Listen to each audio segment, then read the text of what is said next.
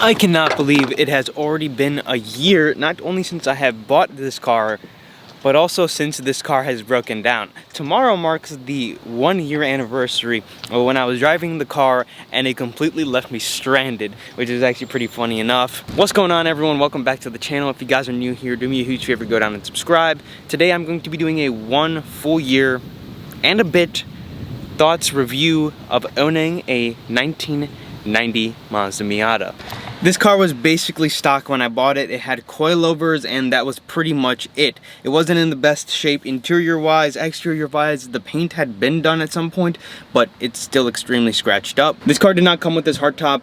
I bought the hardtop a couple of weeks ago, as well as the coilovers. I changed not too long ago because the coils that came with the car were very subpar. As far as the interior goes, I have some of the bits taken out, like the center console, the passenger seat, but we refinished the door cards not too long ago. And for those who do watch the channel, I also have a couple more modifications on order finally for this car. But that's not what you guys are concerned about. You guys are wondering what it's like to really own for a year, my thoughts of owning the car for a year, and whether or not I think it was a good buy or not. Sitting here next to a busy road, literally everyone is staring at this car, so we gotta move. The Miata is a very affordable car.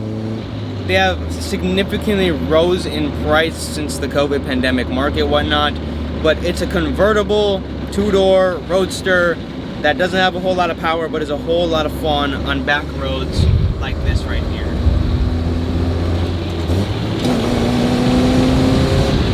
Now, my Miata does need a new clutch, a new throw bearing, and a couple of other things, but regardless of that, this car has been a blast to own. It has given me a little bit of grief, but it is a 30-year-old car that I bought that needed a little bit of work and then a little more than I anticipated as a couple of other things broke. Let's pull over and talk a little bit more about it. Here's a better look at the Miata. Quick walk around.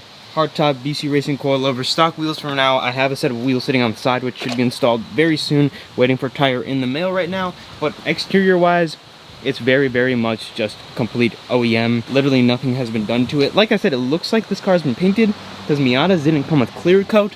And if you can see there, there's clear coat there. But let's talk about ownership. Let's talk about driving the car and everything like that. The goal with this car was to autocross and get into racing. But unfortunately, I've just been super busy and I haven't been able to modify it the way I've wanted to because of some certain circumstances that came earlier this year. But we've moved past those and I finally am modifying the car, fixing it up, and hopefully I'll get to do a couple of autocrosses before the summer ends here. But I have put about 1,000 to 1,500 miles on the car, and let me tell you, it is absolutely amazing. If you're looking for something that's gonna make you a better driver, the Miata is absolutely that. Some cars have power steering. It's just a super raw experience with just you in the car. Now, the cars are small, and that's one of the only drawbacks of it. They are a little dangerous in traffic and whatnot. I talked about this in my previous video, but once you kind of get over the size of it, there's nothing else to really consider other than this is just a pure fun driving experience. Now, I'm about 6 foot tall, and I'll show you guys how I fit in the car with the hardtop. One thing I'll say before I step in is my seat has the foam taken out, which is called a foamectomy, which gives you a couple more inches of driving room, which is probably one of the reasons why I don't really complain about this car being too small. I bought the car like that.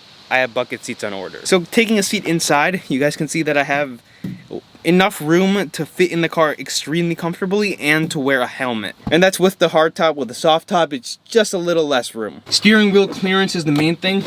When I'm coming over to push the brake, I am rubbing my knee a little bit on the steering wheel, which can be fixed with a smaller steering wheel, which is also on order. But I do rub just a little bit with my knees when I'm coming to the brake or the clutch pedal, from the dead pedal, or from the gas pedal. The steering wheel is one of the main things that gets in my way. Other than the steering wheel being way too big, I don't have any problems fitting in the car.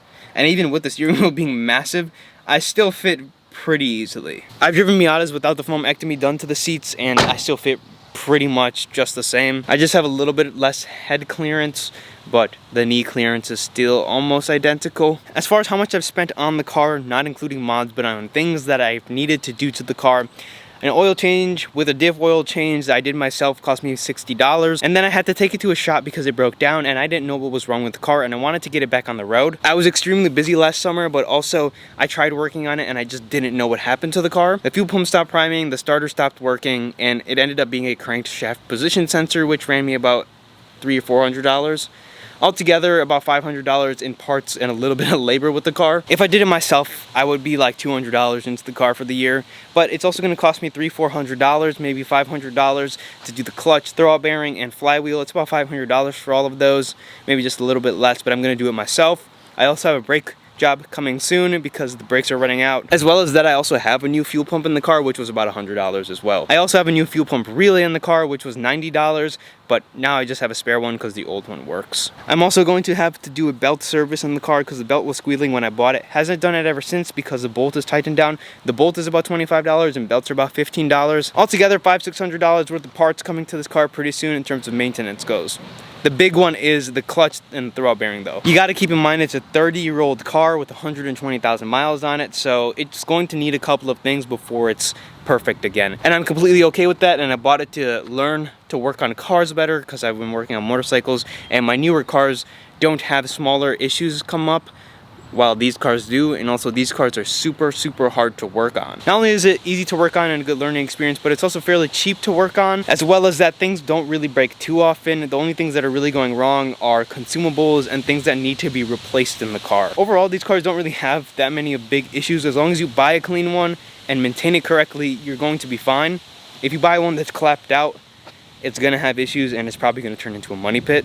But that goes for literally any single car you buy. If you have a couple of $1,000, $5,000-6,000 burning a hole into your pocket and you want to buy something fun, I think a Miata is a great choice for that if you don't want a motorcycle. I absolutely have zero regrets of buying this car. I've wanted to buy a Miata for years before I actually pulled the trigger, and now that I finally have, it's just a super fun car that I can actually learn to work on. Many more modifications coming with the Miata soon, and I don't see this car going anywhere, but also it's a blast to drive on the back roads because it's so light, nimble, and also you can rev it out, get into the gears without breaking the speed limits. If you guys are looking to get a Miata, buy a rust-free example. That's the only thing I really have to say. Rust-free and preferably not clapped out, but even the clapped out ones can be fixed because a new motor costs not too much money. That's all I have for this video. If you guys have any questions about the Miata ownership, let me know in the comment section down below. Overall, it's been a blast to drive, blast to own, but it has needed a couple of parts. Leave a like, subscribe, and I'll see you guys in the next video.